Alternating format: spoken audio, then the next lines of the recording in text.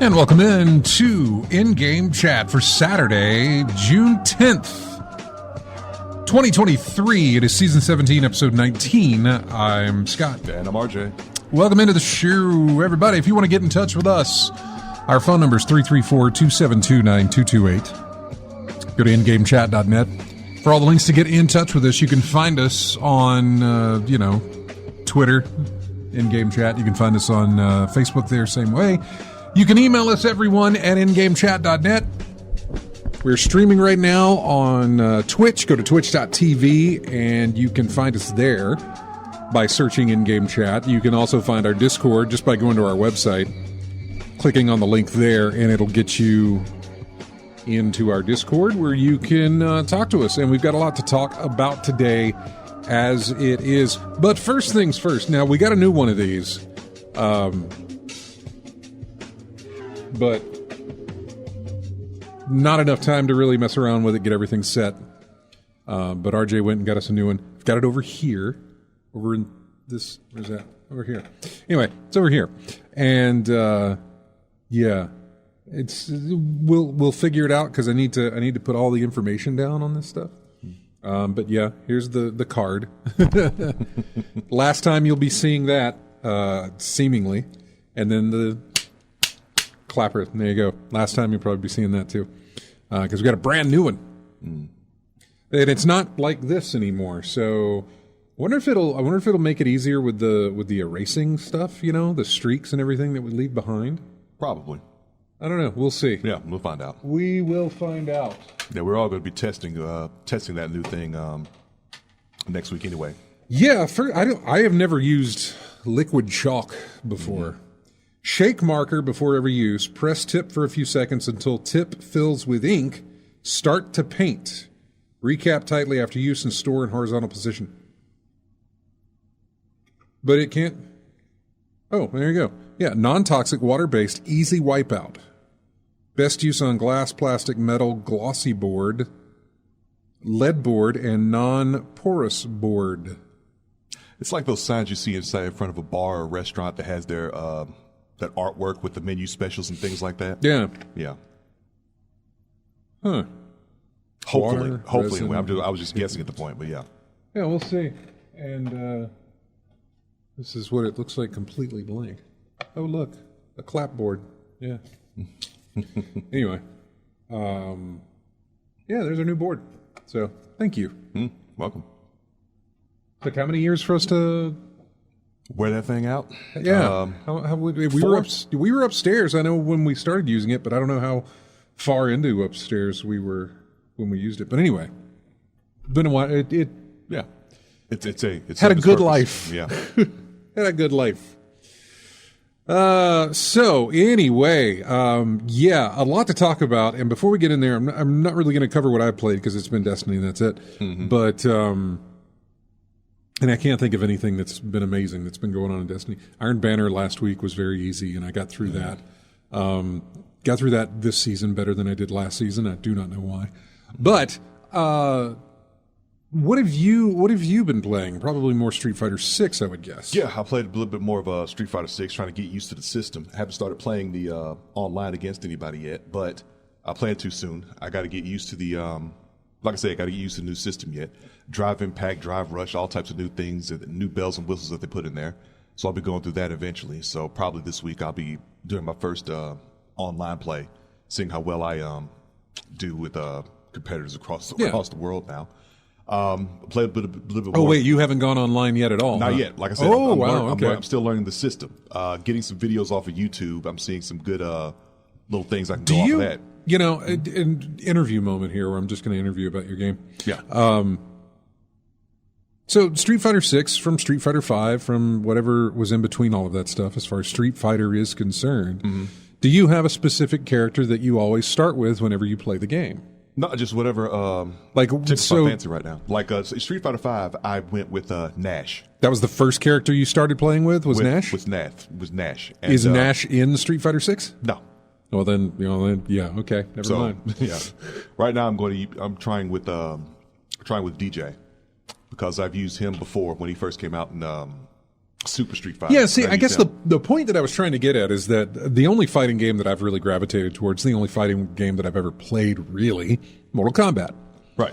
Mortal Kombat 1, I gravitated towards Sub-Zero. I don't know why, but it did. Cool ninja.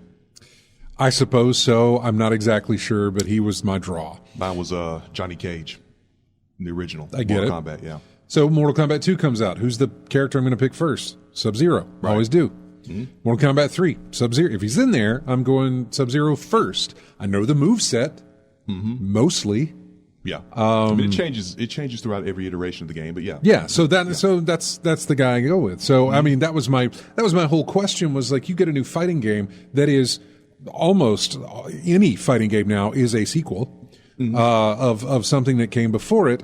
How do you start? Do you start with the character you know, or do you just pick a new character and go from there?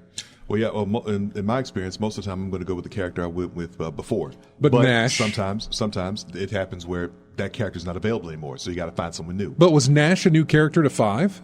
No, I mean, Nash has been around since Alpha, Street Fighter Alpha. Okay, so he was carried over from. He was carried over from the game. He's been here and there throughout the series, but yeah, he just showed up in 5. It was just a little, interview question I had for you. Like, how does RJ play his games, and go into that sort of thing. So, but anyway, continue on. You've played Street Fighter 2. You got online. Yeah, Street Fighter 6. Yeah, Why I went 2. That's the most part there, because that's when it blew up. Yeah, it was, really. Yeah, it was. But, like I said, learning the system, playing that, so I haven't gone online yet. But I see a lot of people online have, like, diamond rank, I see bronze rank, you level up as you go, better players and whatnot. And I think I've seen some of the professional players there, probably been playing a little earlier or whatever, or playing consistently a lot. They're like 22,000 battle points. Yeah, that's going to be gold consistent play, man. That's going to be real. Yeah, they're up there. In if they're professional streamers, content creators, that sort of thing, it is what they do with their day. And it's likely not the only fighter that they stick with, but it just launched. Yeah. So they're going to put all their, everything into that. Yeah, got to make that money. Because as we found out, they don't have very long to play before their next thing they have to play comes out in September for Mortal Kombat 1. Yeah, that's true. Winnie and I were watching the showcase thing when Mortal Kombat got its date, which maybe it had its date for a while, but seeing it show up as like September, whatever, mid-September, I think, something like that. I was like, man, RJ is eating good this year. He's got a new, like, you get some fighters here and there, like, oh, it's a new DC Mortal Kombat, or it's another Melty Blood or Guilty Gear, or it's something that is not what I would call in the upper echelons of the fighting genre. That being Smash Brothers, Mortal Kombat, Street Fighter. And you got 2 of the Trinity releasing not like Street Fighter 5 Extra, not 2.0 or whatever, but a legit next chapter in the series in the same year, months apart. Yeah. That's I mean, And then don't forget, you got Tekken 8. Oh God, I forgot about Tekken. That's out yet, or that's coming out? It's coming out. Tekken 8. That's this year, right? I'm not sure about the release date, but yeah, I think it's this year. Probably this year, but it's. I think you're absolutely right. I forgot about Tekken. Yeah. God. So yeah. Wow. It's almost overload, but. But when do you get that, right? Yeah. When do your fighter fans get, like, big releases within their genre this close together? And within, can't recall a time off the top of my head. Much less within the same year, but within months of each other. Yeah, literal months with each other. So, like, AAA's release all the time. We got Zelda released and then Diablo released. So, I mean, big names release all the time, but in like one specific genre. There's not many. I mean, we get racing games every year, and we get fighting games every year, but we don't get a new Mortal Kombat every year. We don't get a new Street Fighter with a number every year. We might get a little extra something on those, but not brand new entries in the system. So anyway, it was one of those things we were watching, and I just thought, wow, RJ's got a lot of stuff to play. Yeah. And in addition to other games outside of the genre, right? as well. I know about that. Yeah, exactly. Plus, you gave me a little update before we came on the air. Yeah.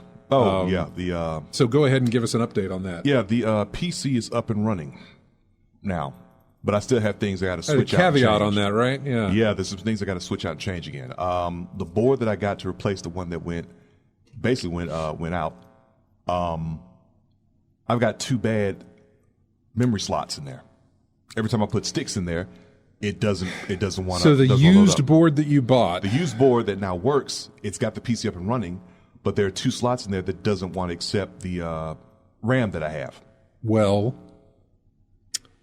that's bad. Can't use that. So now instead of 32, I got only 16. I'm only at 16.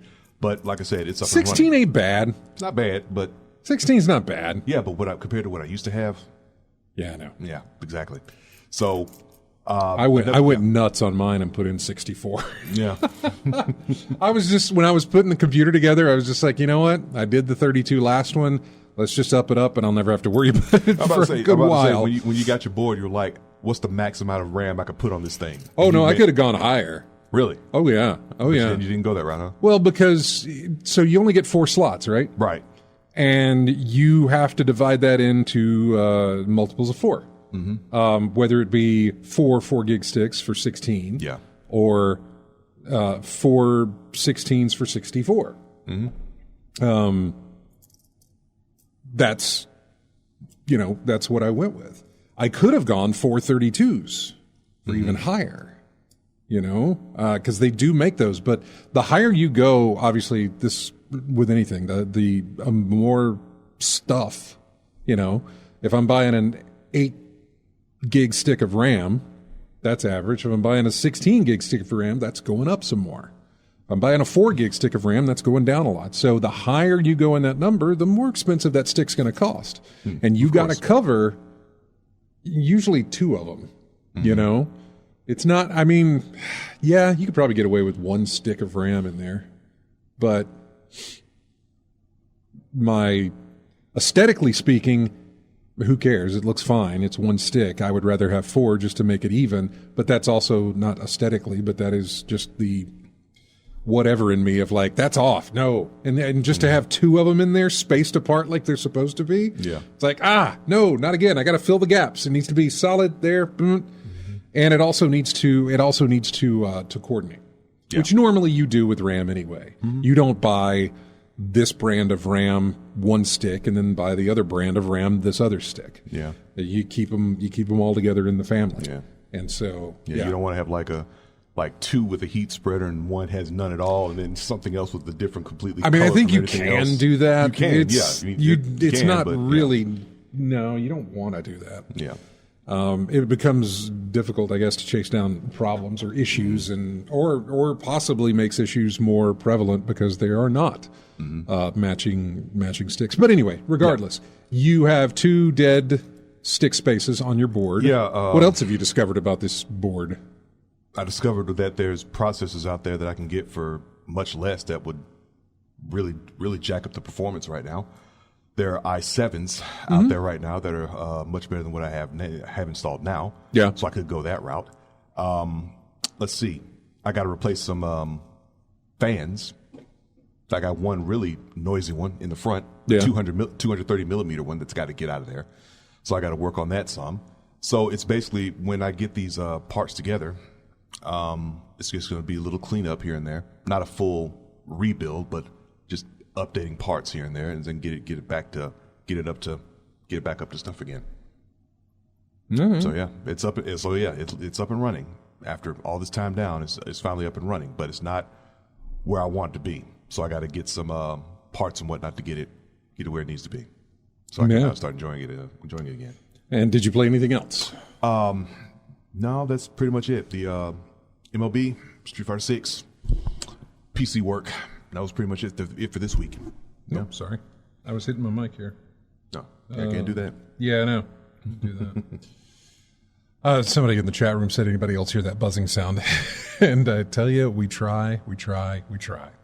We don't know where it's coming from. We don't know why it's around. Still elusive. I'm making some adjustments here just to see if anything will go away when I do it. And I'm a little reluctant to make some adjustments because I don't want to. I mean, this stuff are going for other shows on the station. And this is not the place to go. Let's see what happens when I hit this. I know it's not. It's really not. And so I'm a little nervous about doing some stuff. It's like, okay, but I have to remember that whatever I do, I need to put it back before when we leave, to make sure that it's good. So right now I shut everything off the board except for our microphones. Mm-hmm. So I don't know if it's still there or not. We, Evans, by the way, we can't hear whatever it is that you're hearing. Whatever you guys hear out there and listening to us on the stream on Twitch, we can't hear that. If you listen on the radio, we sound fine. If you're listening on the station's stream, sounds fine. But if you're listening through Twitch, how we've got it wired through here, there's a hum. We don't know where it's coming from. We don't know why it's coming from, but or why it's there or anything like that, and we cannot hear it. So when I make adjustments, I don't know if it's working or not. It's a really, really difficult thing to track down because it's only happening with that. It's also, by the way, there's another show on this station who likes to stream out their thing, and they've come up with some solutions like through their phone. They don't have like a multi-camera system or anything like that I know of. They're working on that, but yeah, I'm not going to have my phone up there to do this for the 2 hours and whatever else. So, also didn't eliminate it from there. They were still trying to track that down as well. Mm-hmm. So yeah, who knows where this is coming from. Anyway, back to the show. Did you? Is that good? You that's what you played. That's okay. Yeah. Is there any kind of questions you have about your PC or about the PC process thing? Not necessarily that you want to ask me because I don't know that I'll answer it, but obviously plenty of people listening who may have an answer for you. Well, the only thing I'm looking at really is going to be that motherboard and the processor. If I do get that combo there, and a fan, of course. That's true. They sell processors and boards in combo packs, at least on Newegg they do. Yeah, Newegg, things like that. But this came off of eBay. But like, I saw, looks like used prices are one thing, but then brand new. When they said it was used, by the way, did they let you know before you bought it that the RAM slots were borked? No, that's the thing with eBay, used. But it had a high reputation, so I went from there and went with it. Why couldn't they have just said, "Hey, this thing's great, except you're going to be, you're going to be stuck with just 2 RAM sticks." Who knows? But yeah, I don't understand why they wouldn't say that. Used. It's mean. but yeah, used. It's just. Well, I get it. It's used. It could also not work, and they just not tell you. Yeah. But this is eBay. I know. I get it. They should be a little bit more clear. Anything you get used is going to be a. And if you leave a review, be like, "Hey, the thing works. Would have been nice to know ahead of time that I only get 2 RAM sticks." Yeah, that's one we got. During your review of the purchase and everything. Yeah. Just to kind of throw a little shade to him. Be like, come on, man, you could have given me a heads up on this. Yeah. Not that I wouldn't have bought it. Maybe I would. Maybe I wouldn't. But still, full disclosure. Mm-hmm. But again, eBay. Yeah. So outside of that, like I said, processors and parts, things of that nature. And then PCPartPicker.com, which exactly. I've directed you and plenty of other people. If you're thinking about building a PC, if you're thinking about upgrading your PC, if you're thinking about anything to do with putting together a PC of any sort of way or whatever, PCPartPicker.com is where you need to go. Mm-hmm. You can select all the parts of your PC. It will list the prices of where you can find those. It will give you alerts when those prices reach a certain threshold that you're looking for. Mm-hmm. It will tell you right then and there if they're already on sale, come in a bundle, have a rebate. Plenty. It'll tell you how many people are buying the thing. So you can kind of go with what the zeitgeist says. Hey, everybody's using this. It must be good. Yeah. It also lets you know if something's compatible or not. Compatibility with it. Yep. Because, again, if you buy a certain type of board, you can only use a certain type of processor with a certain type of RAM and, everything that goes together with that. So it all has to mesh, and PC Part Picker will help you to do that. You can build your PC without buying anything, and then finally, over time, you can put it together. I did that myself. I put all the parts there and said, this is the stuff I want, and I'm going to, over time, which I did, slowly buy it, hit sales and things like that, and be like, yep, it's on sale, I'm going to grab that. Or something very similar to it that I could go ahead and get rather than having to wait for something that may or may not go on sale. PCPartPicker.com. Yeah. So, yeah. Yeah. Something else about that board, too, updating the BIOS on it. Yeah. Yeah, the latest BIOS for that board, 2015, 16? Yeah. 2016 is the most recent update on that board? Yeah. What board is it? Did you tell me what it was? Gigabyte. What's a gigabyte? Okay. Gigabyte Z9. Gigabyte Z9 Gaming X8, Z87, X87. Yeah, something like that. It's a Z. Are you going AMD or is that Intel? No, it's Intel. That's Intel? Okay. Yeah. So, yeah. Yeah. Well, like I said, bottom line, it works. Needs a little TLC, but I'll be handling that throughout the week or so. You'll get that. You'll get there. Yeah. Hey, coming up, we're going to take a break, but when we come back, we're going to just dive head first into something that kind of creeped up on me. I knew our Summer Games Fest showcase thing, whatever. I knew that was coming up, but I also knew that this Sunday would be Microsoft and Bethesda's big, not E3 thing, whatever. Their big game reveal thing. Normally it would be E3, it's not E3. But anyway, regardless. So they're doing their big stuff tomorrow, and I kind of thought, okay, that's going to kick it off, and then we'll get the... No. Summer Game Fest kicked that thing off on Thursday. That started Thursday. It started Wednesday with the Guerrilla Collective doing their showcase, and then it was the Summer Games Fest with Old Keeley on Thursday, and then there was some other stuff Friday, some more stuff Saturday. It's the Microsoft thing tomorrow. It's the Ubisoft thing on Monday. So there's a lot coming up and a lot to get to, and we're going to do that. But first, we're going to go to the phones before we go to our break. Hi, you're on In-Game Chat. Who's this? It's Chris. Oh, Chris, what phone are you using, man? It's messing up again, isn't it? It sure is. I'll get back to Discord. Oh, wait, it's working now. Hang on. Talk. It's being picky, isn't it? A little bit. It still sounds a little weird. I don't know. You sounded great last week. What happened? Nothing. I mean, I don't know. I don't wonder if it's on y'all's end somewhere like everybody else's. It probably is, but you sounded the best you'd ever sound on the phone last weekend, ever. So I don't know why the case it is, but we got you pretty clear here. What's up? I've been playing Diablo. Oh, okay. Yeah, Diablo. I mean, that's going to be your answer for a while. Just like yours is for Destiny. It really is, but that'll be it for a good while. Just Diablo. I mean, yeah, I totally understand. I get it. I totally get it. So I don't know how far you are into it, but I haven't done anything more. No main story missions. I've just been randomly exploring, just having fun and all. No main story missions. Yeah, no, I haven't done no main story missions.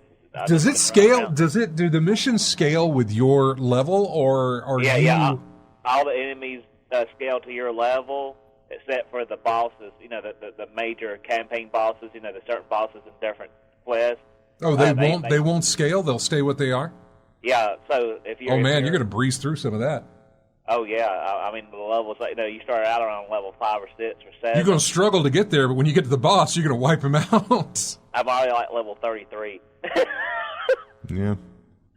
But yeah, I mean all the other enemies scale to your level as you're going through, so you always get. It's kind of like Destiny. All the gear is powered to your level. Yeah. So whenever you go through and you gaining levels, you keep getting drops and stuff. They all have a power level, so you always get better stuff as the more you play and the more you level and fight stuff and gain drops and stuff. Yeah, yeah. So it's like you're playing like I would Fallout. There's so many side missions and things you could do on the. In a sense, I mean, yeah, it's still got that same. Yeah, it's still got that same idea. Yeah. In a sense, yes. Mm-hmm. It's very much Fallout-esque in the fact that you can do so many other things that aren't even pertinent to the main story. Yeah. And the sorcerer build that I discovered or somebody made up online and put a video out for the sorceress, I'm absolutely loving it. It just makes everybody groups of enemies explode and disappear in split seconds, and it destroys bosses' hit point gauges too. There's a certain skill you can get that if you deal 30% increased damage that you strike against burning enemies, and if they're immobilized, this bonus is increased to 75%. Well, the sorceress you can enchant 2 skills, and one of them says that on Firebolt, it's a basic skill, your enchantment effect, direct damage from any skills applies to an additional 100%, 106 point burning damage. So I have that Firebolt enchanted where any type of damage will always be burning, even if it's ice or electrical. So if I do a critical hit, it's going to proc that plus 75% bonus damage if they're immobilized or stunned, and if I get a critical hit on them, it'll do that much damage. So you can be real imaginative with all the stuff in there. Oh yeah, I mean you can go nuts with how you build your builds. Oh yeah. And then the other skill that you can do, you have 2 slots. That's the Firebolt. Each one that does fire damage through all skills. The other one is Fireball, and whenever you kill an enemy, they explode for 50% of the damage that Fireball does. I'm not using Fireball, but every time I kill an enemy, they'll explode in a radius kind of like a Poison Nova, and its damage right now is 269 to 329 damage, so half of that explodes every time something dies. It's a chain reaction, like it goes nuts. If there's like 15 or 20 coming at you, all of a sudden, they'll all disappear in some cases in like 2 seconds flat. Now watch when someone gets some lethal combination of skills and tactics and whatnot, that thing gets nerfed out of existence. I'll be interested to see how they kind of tweak that, but because it's really not a PvP type situation. Mm-hmm. Diablo isn't, so... Oh, they've been nerfing it since they've had the beta out for people that pre-purchase it and then they'll pay the expensive one and got like 5 or 6 days before everybody else.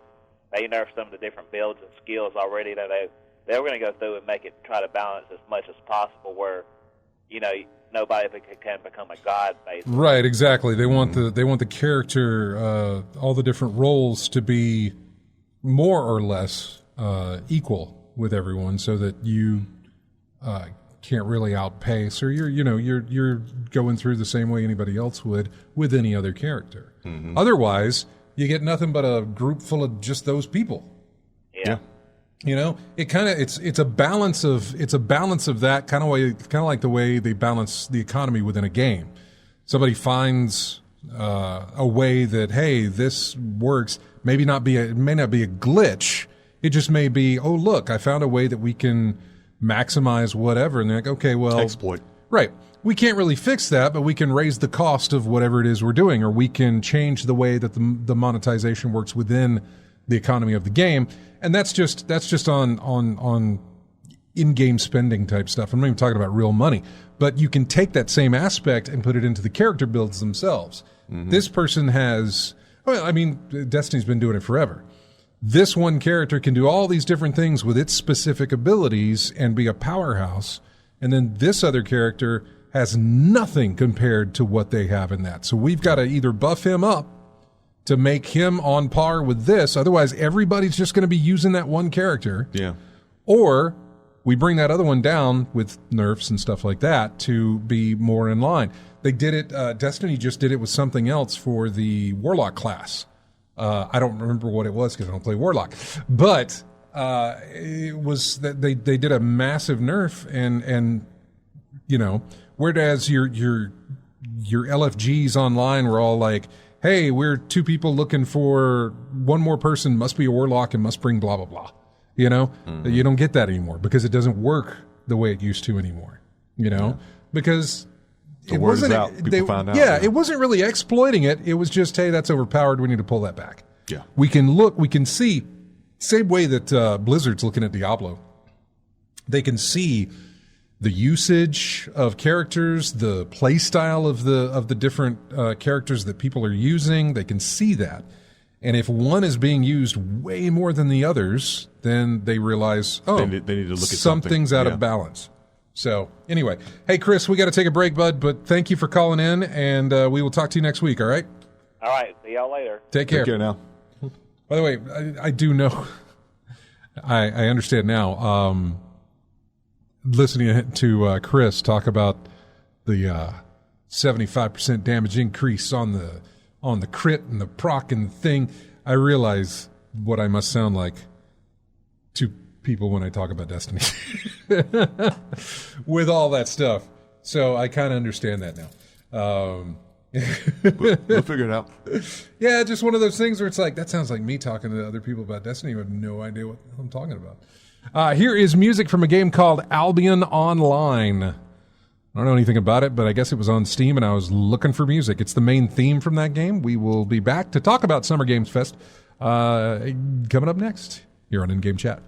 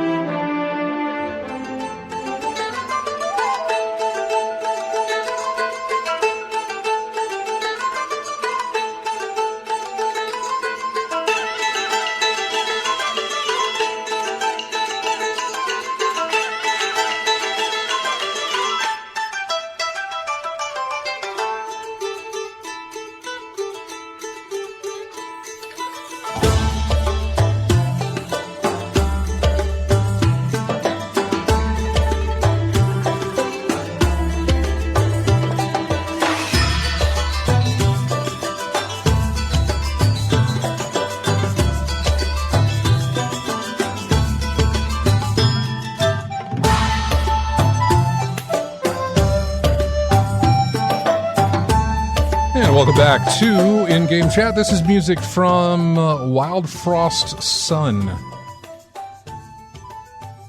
don't know what type of game it is, but yeah, Wild Frost Sun. It's the hymn, I guess, of that. So yeah. Anyway, welcome back to the show, and let's see. I'm watching myself lose in Marvel Snap right now. But I did score a win in one location with 104 points, which is massive. I could have played that a little better, but I wasn't focusing or concentrating. That's what I do, by the way. In between breaks here, I just I play Marvel Snap or whatever I got. You get any new cards out of it? Yeah, every now and again you get new cards from just upgrading other cards. You do. So, I mean, I have not hit a limit. You can't buy cards. In other words, you can't... I don't know. Can you buy tokens? No, you can't buy tokens. And tokens are what give you cards. Now, there are some packs that come... Like, here's one for $20 that gives you 500 tokens. But it also gives you a bunch of other stuff. 2 variant cards, some gold, some boosters, some credits in the game and stuff. But it gives you 500 tokens. The cheapest I've found anything to cost is 3,000 tokens. So, and when you buy it, you don't get to buy it again. It's bought. You know what I'm saying? Yeah. So if I bought that bundle that's $20, and I'm not, it would recognize that, hey, you bought this. I couldn't go back and like, I'm going to spend another 20, I'm going to spend another 20, go spend another 20 to get that. Even if it is, like, here's an offer that gives you in-game credits and some boosters to upgrade cards with. It's 300 gold. Gold is also, you can buy as much gold as you want with real money. But once if I were to buy that with the in-game gold, I couldn't buy it again.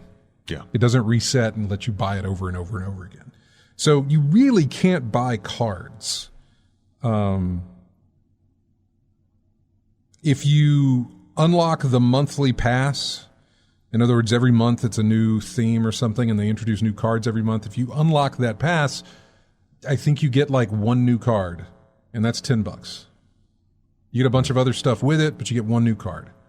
And it is whatever that featured card is of the month. Like this month, it is, well, what is it? Where do I find that out? Season Pass. It is Ghost Spider. So when you play that card, it says that the last card that you played regardless in which lane you played it in, if you play this card, that last card moves to that location. So, yeah. Yeah, everything is tied into, this month it's tied into Spider-Man because of the Spider-Verse movie that's out. So, anyway, we've only got a few minutes here, that not near enough to talk about the Summer Games Fest, even just that one show, in the amount of time we have in this one segment. Lethal Migraine would disagree and feel like we have plenty of time to talk about it because he didn't like anything he saw there at the Summer Games Fest. Did you watch any of it, or did you watch any stuff that came out of it? I just look at the article you posted in there, and I'm looking at the things either I know about it or it's something that I just didn't have any. It didn't move the needle for me, so to speak. Yeah. So yeah. Well, we got Mortal Kombat 1. Is not what they opened with, by the way. They opened with Prince of Persia. Mm-hmm. Yeah. That was unexpected because the last we had heard from Ubisoft about a Prince of Persia game was that they had canceled, or at least they had started over with that Sands of Time remake. Mm-hmm. And I did not know that this was in development or even anything of, I had no idea. But I love it. What I saw of it, I loved. So I'm down for some fancy-looking platforming with Prince of Persia. So yeah. I was happy to see that. Mortal Kombat 1 we saw. I mean, is there anything that stood out for you when you were watching that?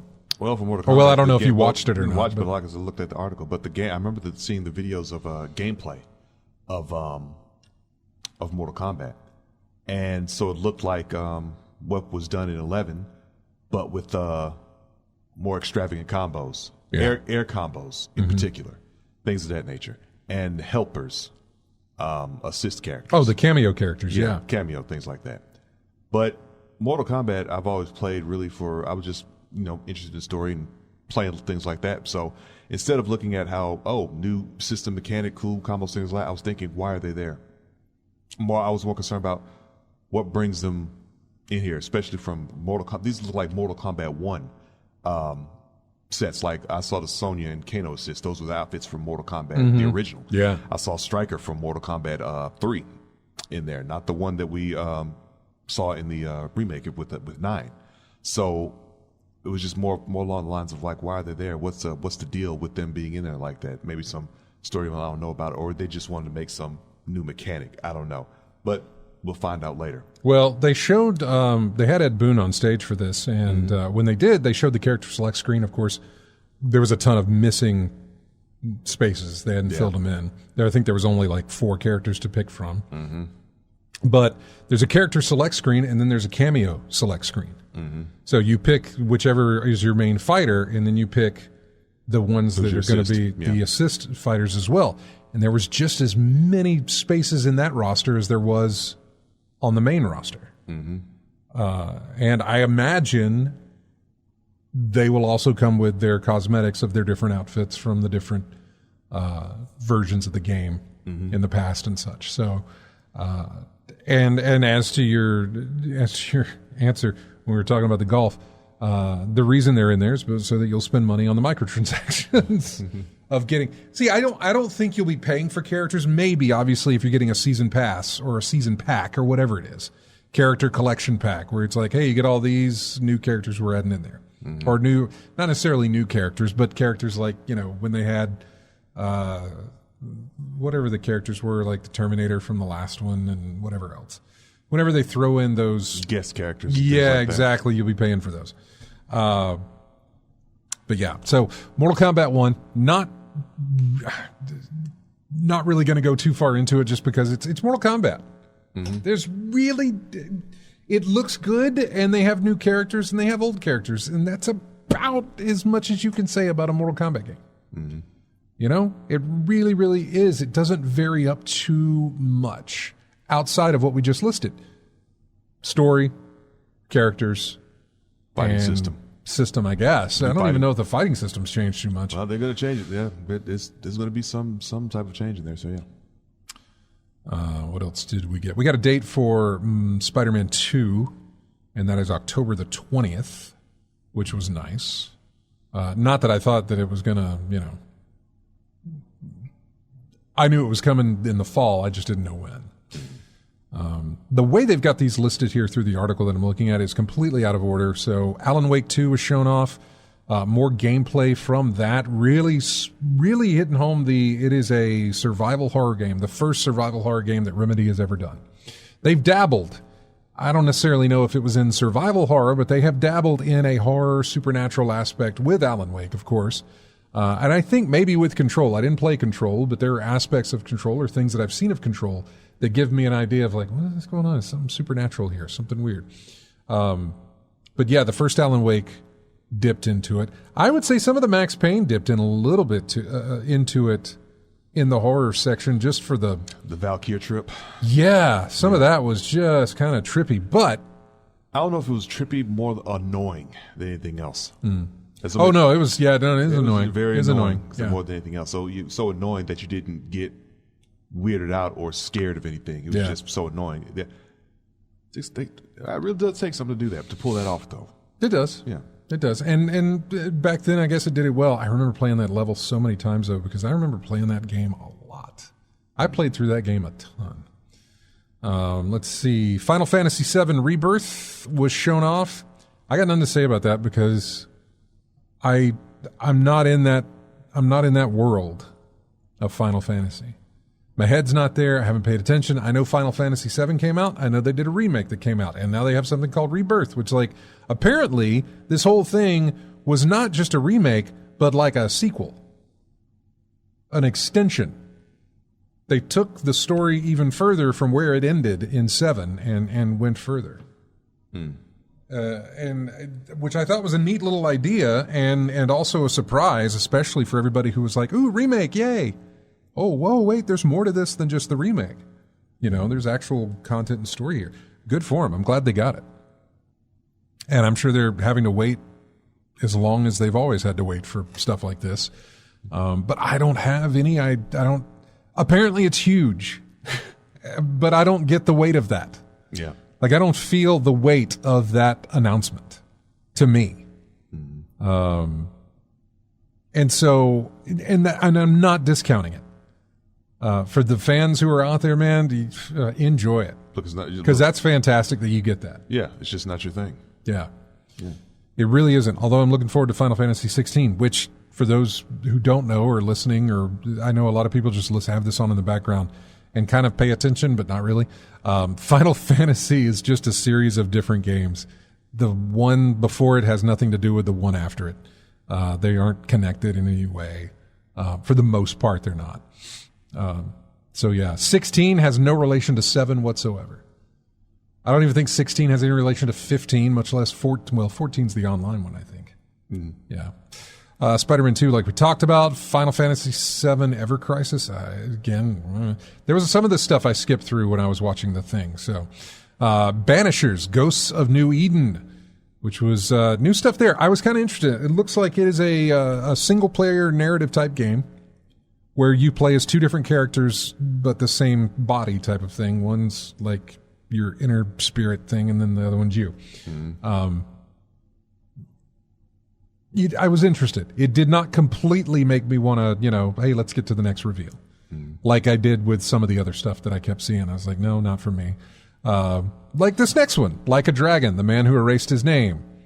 I know there's plenty of people who love that series. I'm not in that group. So, we watched it, but we got into it, saw it, was like, and then got out of it. But yeah, that's fine. It's there, and I'm glad it's there, and I'm glad people have it. So that's my whole spiel on this thing. It's not that I didn't like any of these things; they just don't fall into my wheelhouse. So that's why I kind of just rush by them. But feel free to jump in our Discord or hit me up on the chat or whatever if you want to slow down and talk about one of these things. You may have to do the talking though, because again, not my forte. Under the Waves gave a very Subnautica aspect to it, but very much more a narrative story about being underwater for something. I don't know, like dude's living underwater at a scientific thing, and he's starting to see people, and hear things, and I don't know, very narrative driven. Interesting thing. Underwater cabin fever? Maybe, but there's probably more to it than that, obviously. It's more narrative focused, not survival horror focused, narrative focused. They're trying to tell you a story within the game more than they're trying to do anything else. The interesting thing about this game is its publisher. The publisher of Under the Waves, and it is the first release for this publisher who was originally self-published and self-developed. Quantic Dream? The people behind Heavy Rain and Detroit and Beyond Two Souls. And is there another one I'm missing? I think they're working on a Star Wars game. But yeah, they're publishing this. They didn't develop it, but they're publishing it. And for me, given what I know of the game or what I've seen of the game, it feels like if Quantic Dream, and I think I'm getting that name right, if they're turning to publishing along with the development that they do on their other games, it looks like they're going to be publishing games that stay on that heavy narrative focus. In other words, their games are very, narrative driven. Heavy Rain and that sort of thing. That's their wheelhouse. Yeah, their wheelhouse is narrative driven, choice making, that sort of thing. But Under the Waves, I don't know if it had I didn't see anything about choices and stuff like that, like normally you would get, but still a story. Yeah. And so it'll be interesting to see that if that's the way that they go with their publishing. If they pick games that, hey, we want to publish that because it looks like it's something we would like to, have our name attached to. And they attach their name to the narrative type stuff. So we got to look at a game called Sandland from the creator of Dragon Ball. Watch this. I say that's cool, nice. It didn't raise any eyebrows. It made me interested, but not a big pull, Yeah. Like, hey, the art style looks neat. The gameplay might be something cool, but, Prince of Persia: The Lost Crown, they finally got to that. Path of Exile 2, I thought I owned Path of Exile 1. Turns out it was Pillars of Eternity that I was thinking of. But Path of Exile 2, for 2 years we haven't heard anything about this, and we finally got an update with new footage as well. So, very much Diablo 4 type of game, if you're curious about that. And I think we'll stop there in the article here because we're coming up on the top of the hour. But when we come back, we'll talk about Nicolas Cage for a brief hot minute, and then everything else that was shown off at the Summer Games Fest. That is all coming up right here on In-Game Chat. Music from a game called Killer Frequency. This was interesting. Can't remember where I found it at. I don't know how I found it, but it's a game about a person working at a radio station. And there is apparently a killer out there, and people are calling in to this radio station talking about the killer while you're, I guess, trying to find out who it is or save the people or something like that. Wasn't there a movie like this? Well, there was Play Misty for Me. Yeah, that's it. Yeah. That's it, yeah. There was that. Yeah, but Clint was a target, right? He was, yeah. He was the DJ getting stalked. Yeah, that's now I have to look at that. Yeah, exactly. So yeah, it's called Killer Frequency. This is called Blast Processor, the name of the track. We'll be back with more of In-Game Chat right after this. Apparently has an 80s theme to it, by the way. Or at least never mind. I was going to say a very heavy NXS feel to it, but not anymore once the keyboards came in. We'll be back.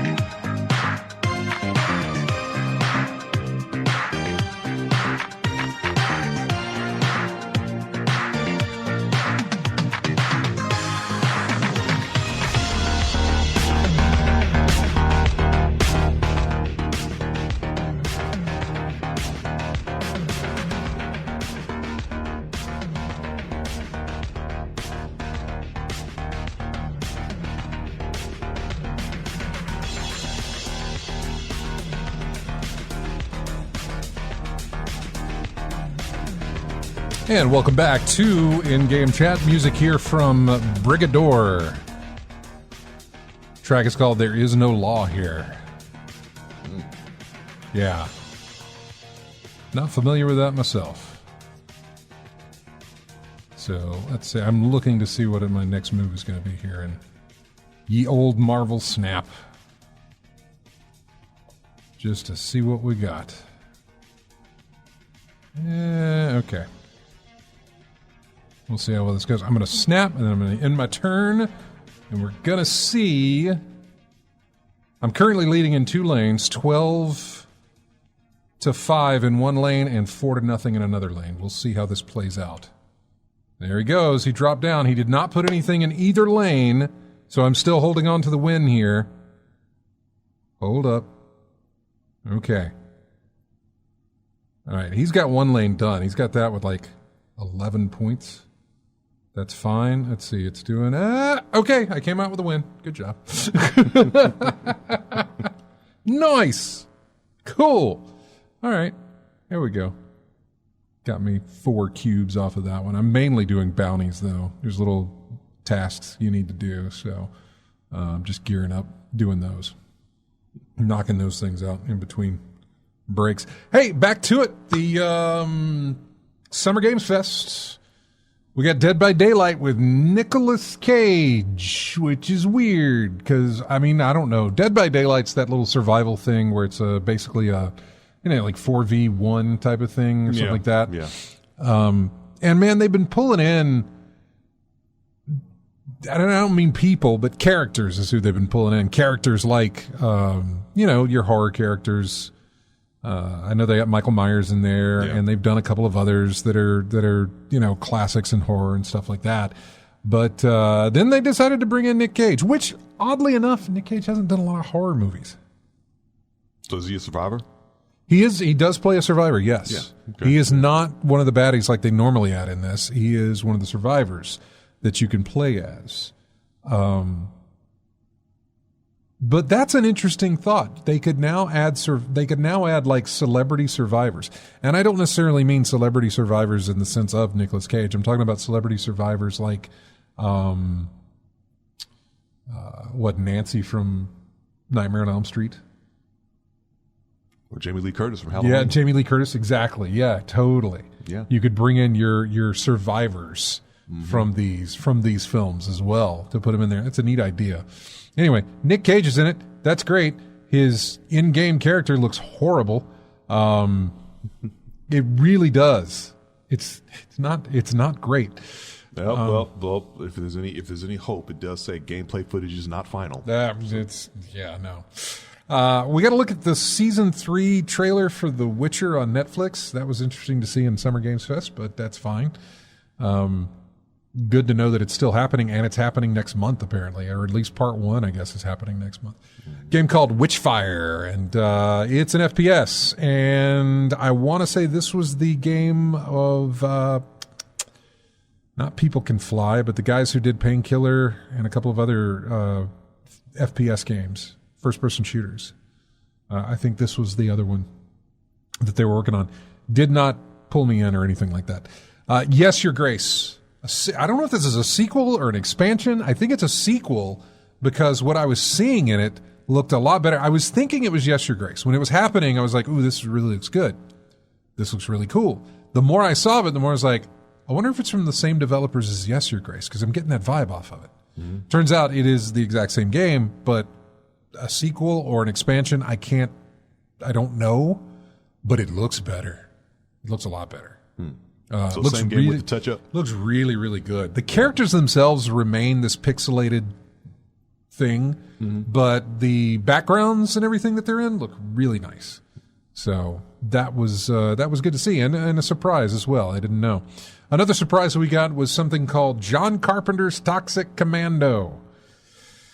He's going to help make this game. It is an FPS, and it's called John Carpenter's Toxic Commando. So, no real release date on this, but there you go. I think it's a co-op thing, or it'll have co-op abilities. Okay. We got another look at Baldur's Gate 3. This is almost as much of my wheelhouse as Final Fantasy is, so, Glad it's there. Glad you enjoyed it. Pal World? Basically, Pokemon with guns is what they keep calling it. And they say it's way more violent than you're already thinking. So, I don't know. Maybe that will change my mind. Not because it's got violence, but because it's got cute things making violence. Maybe. I don't know. It ain't Happy Tree Friends. For those of us of a certain age. Who knows what that is? Stellaris Nexus. This was one I fast-forwarded through and actually thought it was an ad and not an actual trailer for a game. Because they were doing ads. Like, not YouTube ads while I was watching this, just ads within the program for, like, Samsung and a couple of other things. And so I just thought, oh, this is an ad going on, and kind of skipped through it. But no, it's Paradox Interactive. It's Stellaris, and it is, meant to be played in short bursts. In fact, it said you can play an entire game in no more than an hour. It's a 4X strategy game that you can play in an hour. That normally that's not something that normally happens. So, Mikuru X says that Palward from Pocket Pair, that's a lot of P's. He says, yeah, I'm waiting on that. I play their other game, Craftopia. So, Lethal Migraine says, why is John Carpenter putting his name on such nonsense? Have you seen the things that John Carpenter has put his name on before? Some of it falls under the nonsense stuff. Honestly, in the later part of his career, it was nonsense stuff. Early part of his career, I guess it was good stuff. And then They Live. Did you do They Live? Yeah. I was about to say his name's not on it like it is with everything else. Yeah. John Carpenter's The Thing. John Carpenter's Escape from New York. John Carpenter's They Live, which I don't think is a thing. But it is John Carpenter's They Live. In fact, it is titled that. I'm sorry. I just looked up They Live, and it's titled John Carpenter's They Live. Is that really true? Did they switch it? Okay, now I'm seeing it as just They Live. But when I Google it, it says John Carpenter's They Live. As though there's something else out there called They Live that we would get it confused with. I'm trying to go off memory, but I think in the movie it said John Carpenter's They Live, and then his name disappeared, but the logo still stayed on the screen or something. Well, looking at the poster, and I know this is getting off topic here, but looking at the poster, which I can't make it bigger, it does say John Carpenter's They Live, but his name is in very, very small font, and then They Live is in very, very big font. Yeah. So, the next game they showed off was a game called Lisfanga. I don't know. It's the Time Shift Warrior. This was an interesting concept. Although we've seen this in, I think, a few other games, the implementation of it seemed to... I felt I better understood it with the way they were showing this off. Basically, when you die, you come back, but your ghost is there with you. You know what I'm saying? Mm-hmm. So every interaction that you made in that particular life at that moment will act out again. So like, let's see, if there's an enemy to your left and an enemy to your right, and you go to your left and you attack it and you die, you come back. Well, you'll see your ghost go right back to that enemy and start hacking away, and then you can go in the opposite direction if you want to. If you die again, you're going to come back. 2 people with you now. Mm-hmm. If you die again, 3, 4, 5. I assume on and on and on, probably to a specific number. But they also showed that there was puzzle-solving aspects to it. In other words, there's going to be puzzles where your ghost can get kill through. Yourself. Yes. You're going to have to kill yourself to get to a certain spot. And Exactly. Yeah. Stand on this pad. Mm-hmm. And why my ghost does this. Exactly. Okay, I see where this is going. Yeah. You're gonna have to think ahead a few steps. Yep. When you start doing that. So I'm sort of down for that. I remember having to do it in Talos Principle and was grateful whenever I didn't have to do that anymore. Yep. I don't like those. A lot of the times I would look for solutions because I'm like, I am not going to bend my brain to figure this out. I will let somebody else just tell me what to do because I am not in the mood. I'm trying to wonder if this is a glorified version of Super Hot. Super Hot had time element something in there, didn't it? Like Super Hot had time element, like you moved and that's how time moved. Oh, okay. Yeah. This is the time shift warrior has nothing to do with time other than the fact that when you die, you come back with somebody else. Okay. So I don't think you can rewind time in it that I know of. Fortnite showed the next season of Fortnite. Immortals of Avium was another show off, which we had seen at the Sony showcase that still is not pulling me in. Not looking at it thinking anything. Space Trash Scavenger is another one we fast-forwarded through because I thought it was an ad.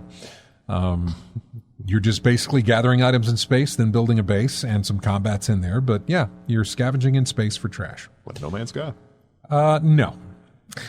Maybe it sounds like No Man's Sky, going into space, collecting stuff, building Yeah, things. I mean, I get you. Yeah. It kind of does have that on a very simplistic scale, yes. There are battles in No Man's Sky, isn't it? I mean, yeah, there's combat. Okay, yeah. Yeah. Oh, there you go. But this says there's combat in this, too. Some bit of combat, anyway. Mm-hmm. Star Trek Infinite. We don't really know what it's going to be, but probably strategic. It's from Paradox Interactive. And, yeah, that's all we know. It's going to be a Star Trek-based game that includes the Borg. And we wait to find out more, which we will coming up next month. Fae Farm. It's a cute little farming game with fairies, I guess. Marvel Snap made it on stage. That guy's really excited. Ben Brode from Second Dinner, who makes Marvel Snap, he was very wired. Wayfinder. Another new game that was shown off, an MMO that had very World of Warcraft aesthetics, or at least more modern World of Warcraft aesthetics to it, the look anyway. Didn't appeal to me. Black Desert Online, the Land of the Morning Light, didn't appeal to me. King Arthur, Legends Rise, squad-based RPG, set in, of course, the King Arthur times. Not really my thing. Warhammer 40k Space Marine 2 with co-op. I guess maybe the first one had co-op, but this has you and at least two other people, I think, can co-op through this thing. Throne and Liberty, a MMO from NCSoft. No idea and no interest. Warhaven. There'll be a demo for that coming up later this month on Steam. It's a fantasy brawler. But not for me. Crash Team Rumble. Honkai Star Rail, I know was not a thing. Remnant 2. Kind of looked cool when I saw it, but also I didn't play the first one, so I'm probably not going to play the second one. Sonic Superstars, did you see that? Okay.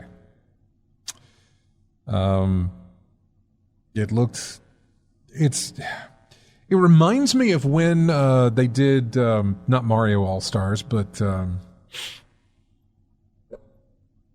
whenever they did a Mario game and one of the new Super Mario Brothers titles, where basically they redid the entire first level, World 1-1 of Mario, but they did it with a more modern look to it. Yeah.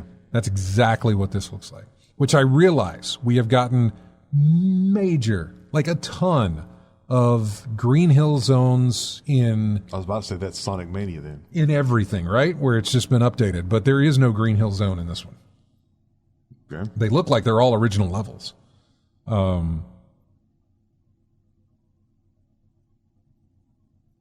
Let's see. It says not 3D, but perhaps a trip back to its 2D origins. It's a 2D game. It is 2D, yeah. High def 2D. It looks good. It really does look good. And it's got 4-player co-op. So it got a good response there. It's interesting to watch a live event. I'm sure I have watched live. I mean, the VGAs, I say the VGAs. He doesn't call them the Video Game Awards. He calls them the Game Awards. So the TGAs. I know there's live audiences there, but it's been a while since we've seen a live audience for announcements like this. There may have been one last year, but brain doesn't work. I don't remember. Call of Duty Season 4 was shown off. I skipped through that. Lies of P, we saw more of that, and there's a demo currently on PlayStation, Xbox, and PC. If you'd like to play that, I downloaded the demo on PlayStation. I've not played it yet, but I did download it. I guess I'll have to do that too. Exoprimal Street Fighter 6. This was interesting to see since Street Fighter 6 had just been released. Yeah. Here is, I guess it is an expansion, but it's a collaboration. So Street Fighter 6 and Exoprimal. Is Exoprimal is that an updated Primal Rage? No, right? No. Who did Primal Rage? Atari. Okay. Because I was getting a lot of Primal Rage from what I was seeing. I don't know anything about Exoprimal. Oh, wait, it's because it's not out yet. Capcom's in-house third-person multiplayer shooter, Exoprimal, is due out next month. Huh. Exo. I don't know. Exoskeleton? Feel free to watch the trailer if you want to. You can watch it muted. You don't need words for that. But all of the human characters in that game look like they're wearing some sort of cybernetic armor. Yeah. And then they're also fighting dinosaurs. This reminds me of that collaboration with Monster Hunter. There was an outfit where you could dress up as Ryu in there and folks like that. So yeah, this was just probably something like that. And I'm looking here at some of the comments. And I did look at the Sonic Superstars trailer. Yeah, touched up version of the 2D traditional 2D Sonic games. Yeah, I liked what I saw. Okay, so we got through the Summer Games Fest. Good job on our part. That was great. Doesn't look like it goes as fast though. You know what? It's a good point. That's a good point. We don't see a lot of it, but that's still a good point. And maybe the co-op has something to do with that? Yeah. I'd imagine it would, because you can't keep the characters can't keep up. If one of you got further away in there, it probably... I don't know. Yeah. I really don't know. So... we'll see. It's early. I'm looking here at our comments in the chat room. Lethal Migrant says, Sony Showcase, just a copy and paste job of Xbox's 2020 Showcase. Bad games, all CG, no release dates. Keeley's Snooze Fest, nothing to see, poorly paced, almost no release dates, was hard to stay awake. Today's Intel Indie thing, I don't know about that. I haven't watched that. Not at all interesting. Majority of games look like they came from PS2. Man, I don't watch an indie game thing because I'm looking for some really pretty games. I'm looking for some really great gameplay.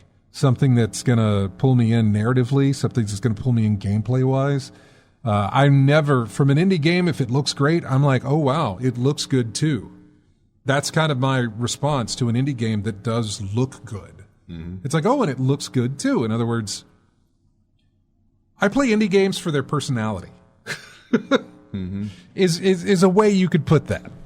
I don't play them because of their looks, but if they do happen to look good, then it's like, oh, good, they look good too. Majority of games that came from PS2. Why is John Carpenter putting his name on such nonsense?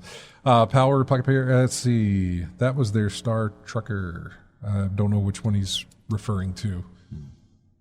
That's what sucks when you get to the chat room after you've done all of that reading. It's like, they were responding to something way back when. Speaking of that whole, you were talking about the all CG, no release dates thing from Sony's thing. I meant to mention this last week.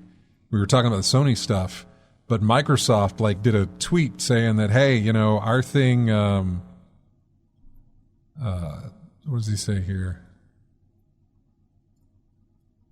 None of our first-party games in the show are full CG trailers. Everything is either in-game footage, in-engine footage, or in-game footage with some cinematics.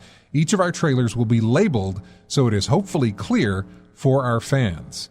It's kind of a little nudge towards Sony saying, we're gonna tell you what you're seeing here. In-game, when it's going to be available, that sort of thing. 35, Lethal Migrant says, fast forward to tomorrow, it'll be like every year. 35 games, 25 will never come out. 8 will be universally panned when they do, and 2 games that will score around 87 on a Metacritic. I don't know how much they're going to show tomorrow. I don't know what all they're going to show tomorrow, but all I want from Microsoft tomorrow, you can surprise me with as many games as you want to show off. Starfield can be amazing, but give me more Hellblade. The sequel. All right? Give me more Hellblade. You didn't last year. I got nothing last year about Hellblade 2. Good point. The best I have gotten in over a year or more has been that little thing at the one of these conferences months back when they were talking about how they can animate the face, and you got a little bit of that. That's it. That's a little bit, and I'm talking that is less than a drop. The only thing I remember is that that video of the her leading a battle or something, and the zoom close up of her face, like spitting out orders or whatever. Mm-hmm. That was the last thing we got. Was the actual gameplay they showed off. So like the first thing we got was her. That was a minute. And that was a minute ago. Yes, that was a minute. That ago. wasn't last year. It was previous. Yeah. So and I guess it was previous. It might have been previous before that too. It's been a very long time. Been a while. It's been a very long time since we've seen. Let me see what I can find. I'm going to Google. Was that 2 years? Hellblade 2. What did we get? December 9th of 2021. Jeez. December 9th of 2021 was the last time we got any kind of a drop of Hellblade 2. The Unreal Engine 5 situation, that was in March, where we got a little bit of stuff there. We got the reveal trailer December 12th of 2019. So, if we go by that, 2019 we get stuff, 2021 we get stuff. We skip a year, right? Mm-hmm. We're due. But never rely on that because we still have not gotten the new Splinter Cell game. So never rely on that whole thing. But I really hope we do. We get something new from that. I would love a date, but I would also love some more gameplay, maybe a story involved, something like that. But actually I really would just love a date. Just give us a date. You don't even have to show us gameplay. You can just show us a date, and I'll be fine. Because I'm playing the game regardless. I don't need to see more of it. Mm-hmm. I just need to know when it's coming out. You know? Just give me something. Give me something. So, we're going to take a break here. When we come back, we'll go over what's left, which is the Day of the Devs, which was a nice little indie showcase. And what else did we have? Maybe some more little things to tell you about as far as demos and some other little bits of news to come out.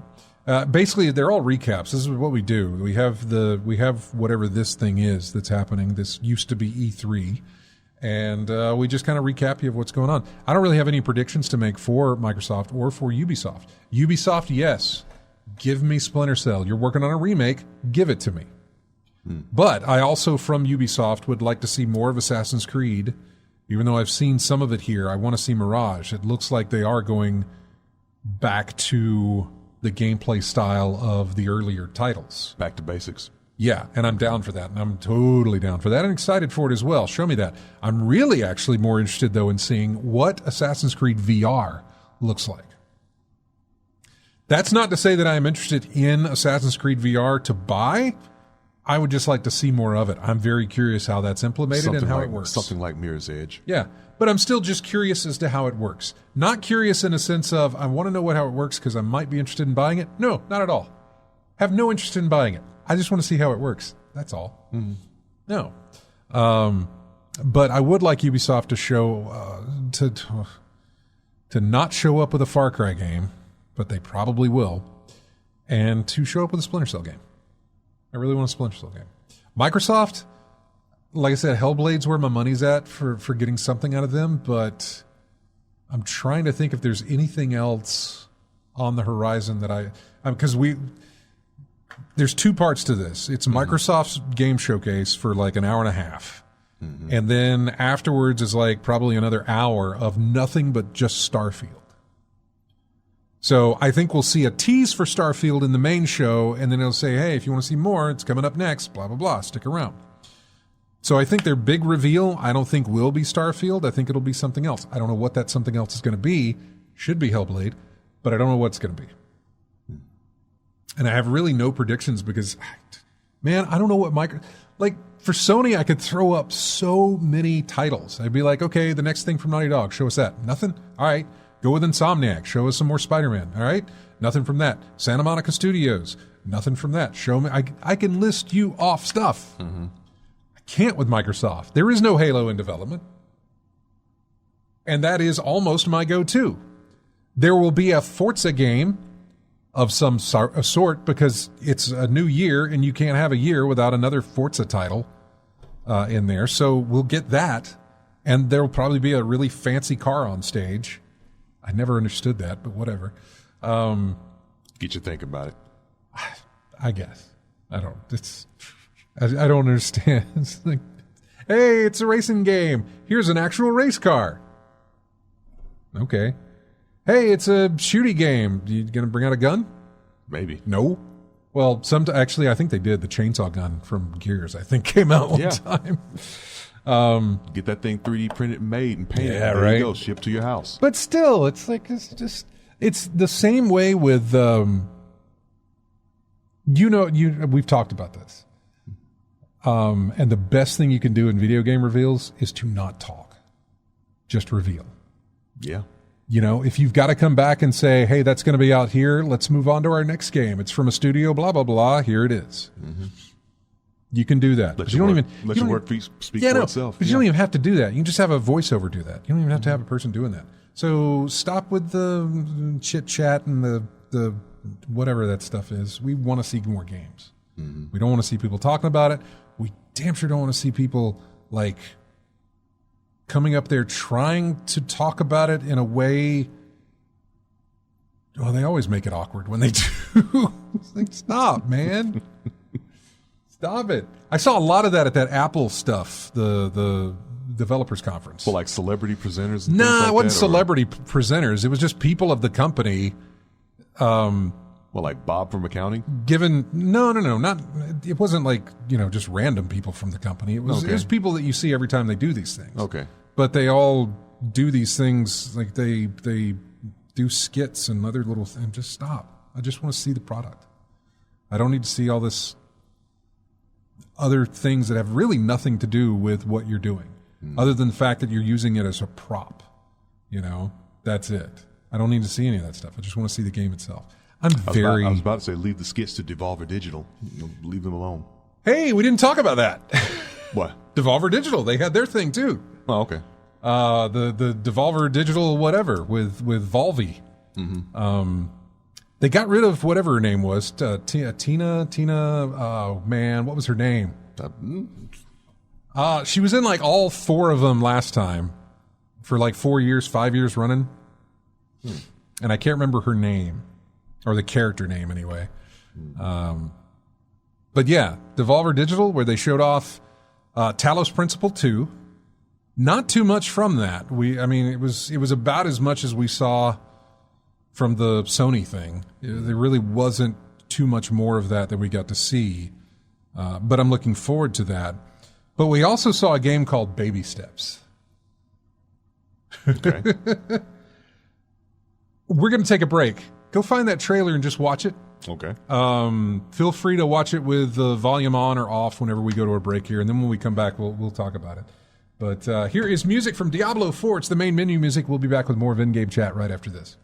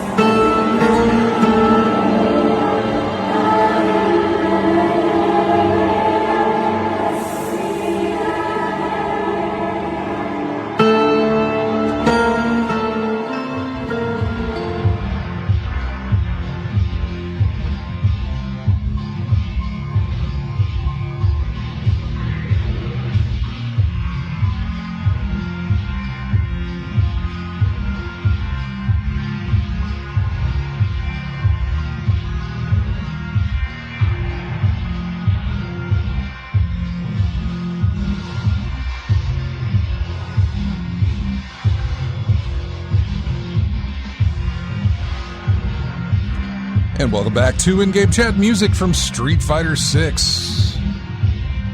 The main menu music, I guess. Without the words. If there were words in it, but yeah.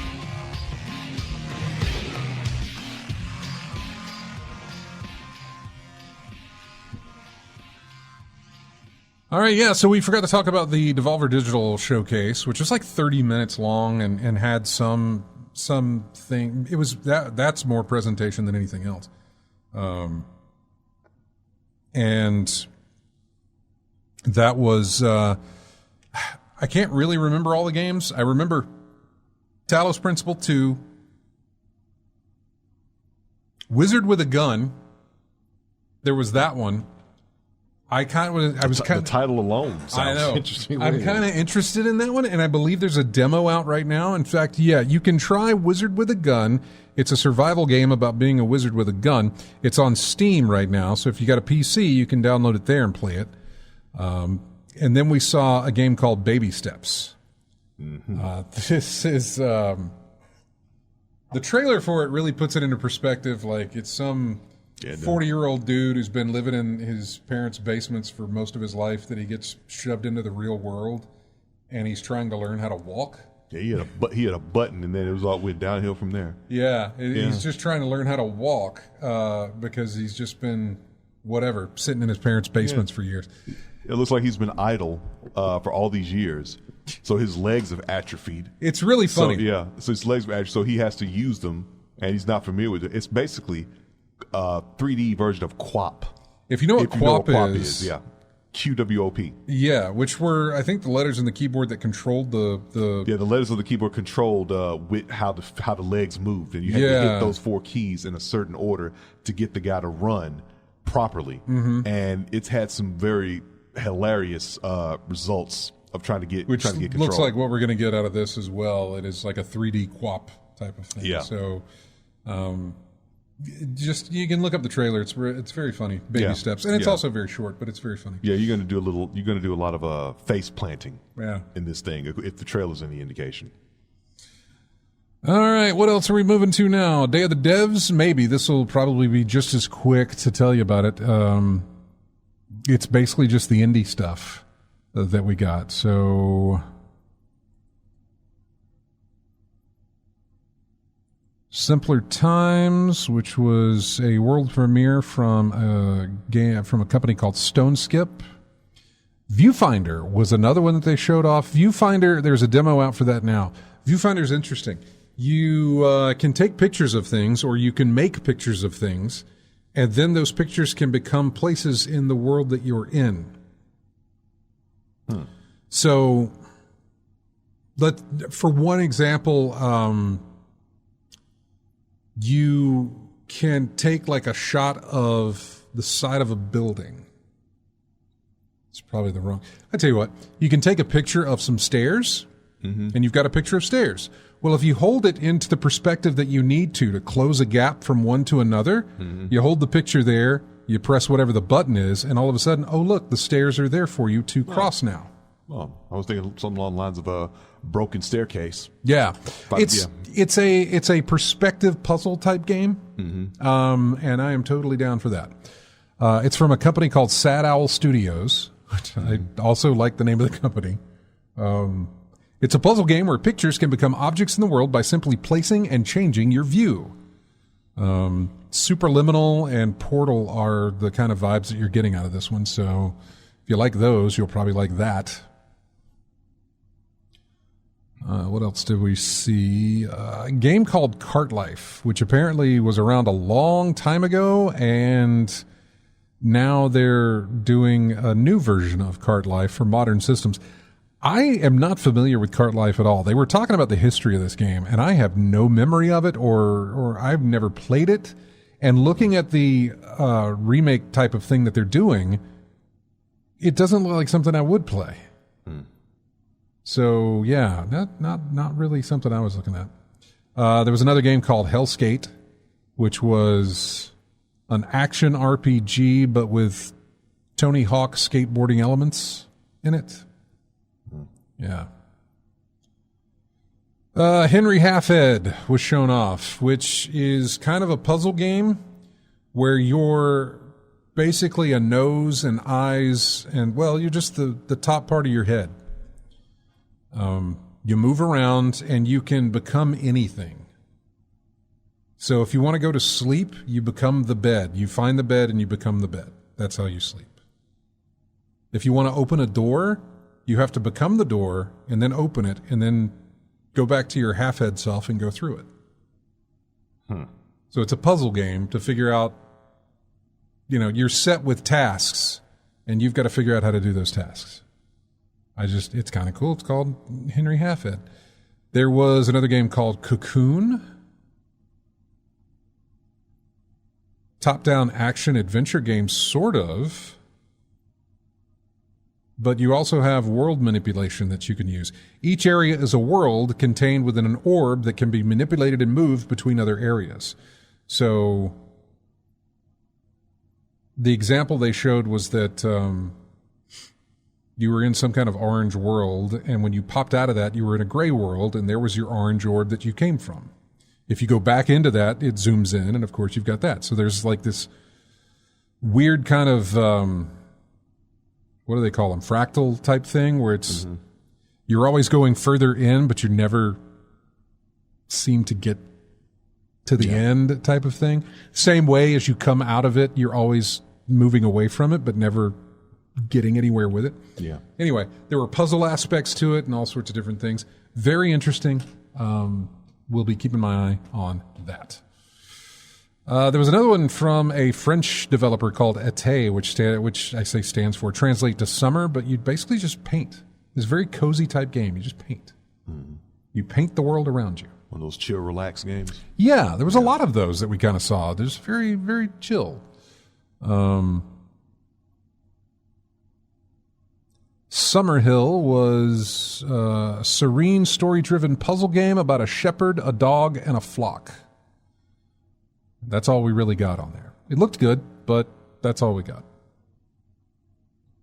What else do we have? Retro Gadgets was another one. Tears of the... let's see. No. Mars First Logistics was an interesting thing. Basically, you're a Mars rover, or at least you're on Mars. You can build rovers to do tasks. In other words, they give you tasks. Deliver a pizza, but you're on Mars for whatever reason. But you got to build a machine that will deliver the pizza. Anything else, you have to build a machine to do the task.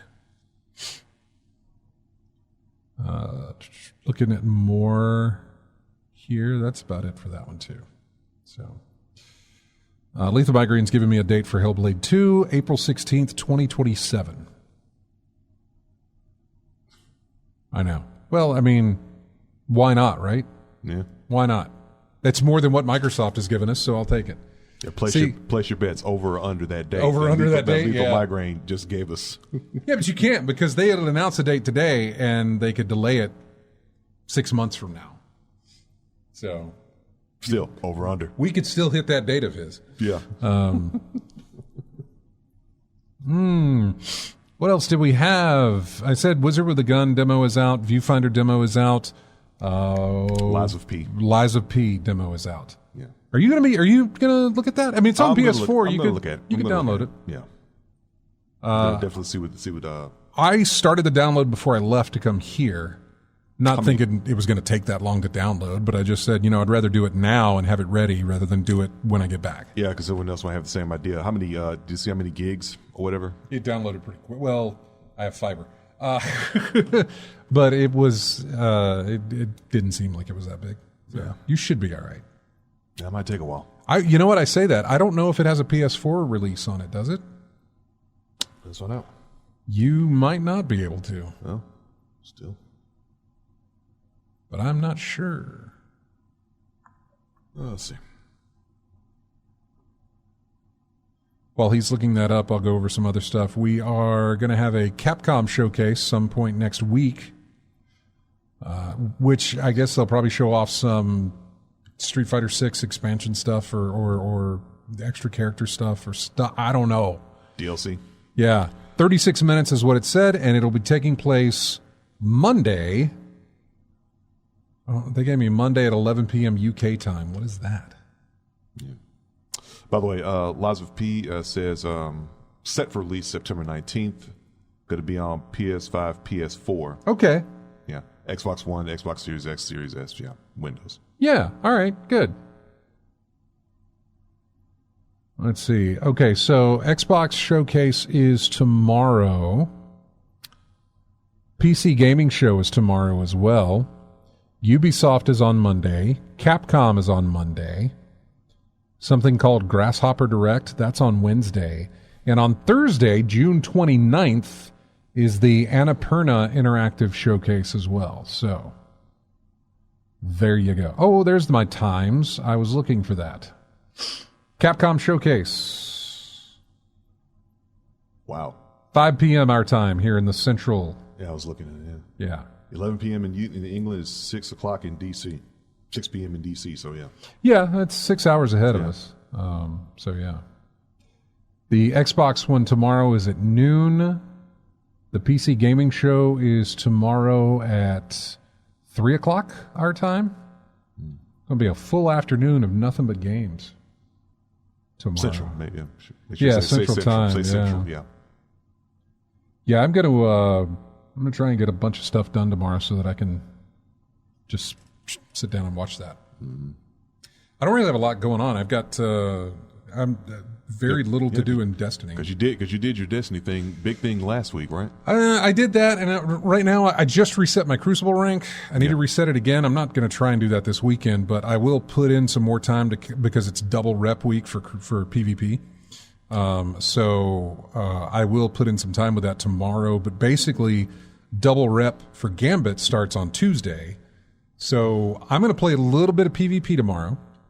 And then I'm going to play Gambit and get my streak up to a 5 streak so that when the double rep starts, I will already be at 5 games played already or whatever. Mm-hmm. So that I'll already be at the top of getting that rep to move forward. Because that'll be all I play next week will be Gambit. Yeah. Outside of the story stuff. So I think there's something new in Grand Theft Auto Online. I think some new activities are going to be put in there, so I'm going to check that out. I think it's called Mercenaries, or something like that. So I'm going to see how that goes. And of course, still going to be playing some showing Street Fighter 6. Outside of that, can't think of anything else that comes to mind game wise. Unless some spur of the moment thing pops up and get in there. Of course, Lies of P. I'll try to see if I can get that demo started. See how that goes. See how that goes. I'm curious. Mm-hmm. For you, I'm curious because that whole thing has a very From Software, a very Bloodborne looking thing. Bloodborne look to it. Speaking of which, when are they going to update that? Yeah, there's something they should work a sequel on. Oh, you know what? We might get some Armor. Is it Armored Core? Armored Core, yeah. Yeah, we might get some Armored Core footage tomorrow. I bet we do. Yeah, I know some folks who are looking very forward to that one. Yeah. Armored Core. Never got into the series. Were you? No. No? Okay. I'm curious what we are going to get from them tomorrow, from Microsoft tomorrow. Mm-hmm. Trying to think of what they've got, their collaborations and things like that, of what they may have to show. And I'm just curious. I know I'm probably overlooking like a ton of things because they own Minecraft and they own a lot of stuff, and I feel like I'm probably overlooking a bunch of stuff here, but I just can't think of anything. Well, it'll be a surprise. So. Yeah, I know. There used to be a time when I could be like, oh, yeah, it's going to be this or this or this, not knowing, but just being able to throw out guesses because, wow, look at all the different things that they have that are probably going to happen. Mm-hmm. Nah. There's no Gears in development. If there is, it'll surprise me. If something Gears pops up tomorrow, I'll be surprised. Mm-hmm. But Halo's not a thing for them anymore. Forza will not be a surprise. If that's something there. But, yeah, I don't know. Same old. Kind of feeling that way. Yeah. But that's good, though, because that means I will likely be surprised. Mm-hmm. Or I will have nailed it or be disappointed, one or the other. I just covered everything, so I'm going to be one of these three things. Yeah. But, yeah, I don't know. which is kind of nice to not know and to not have anything. Not that they've been keeping things a secret. I doubt they have, but maybe I just haven't been paying attention. That's likely as well, more so than anything else. Yeah. What else we got? We've only got a few more minutes left. The Apple Vision Pro that was announced, the VR set, well, they're not calling it a VR set, they're calling it an AR set, augmented reality headset from Apple. The $3,500. They can keep it. Yeah.